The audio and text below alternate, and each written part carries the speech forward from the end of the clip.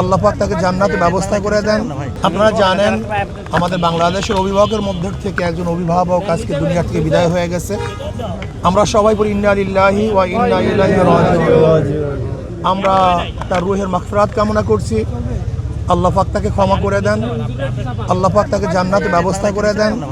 এবং আমরা আজকে আল্লাহর কাছে এই দোয়া করব, তার শূন্যস্থান যেন তার অধীনস্থ প্রতিনিধি যেন পূরণ করেন।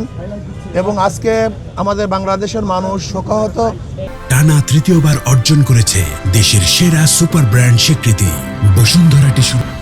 একজন ভালো দেশপ্রেমিক, দীর্ঘদিন পর্যন্ত নেতৃত্ব দিয়েছেন। ওনার নেতৃত্বে বিএনপি আজও পর্যন্ত ঐক্যবদ্ধ ছিল। আমরা আশা করি ইনশাআল্লাহ হয়তোবা আরেকজন দেশপ্রেমিক দ্বারা আল্লাহ পাক রব্বুল আলামিন তার বাকি কাজগুলিকে সম্পূর্ণ করার ব্যবস্থা করবেন। কাজেই আমরা তার জন্য দোয়া করি, আল্লাহ যেন তার জিন্দিগির সমস্ত পাপ এবং ভুল ত্রুটিগুলি গুনাহ খাতা আল্লাহ পাক ক্ষমা করে দেন। আমিন। আল্লাহ আমাদের সবাইকে মাফ করে দেন।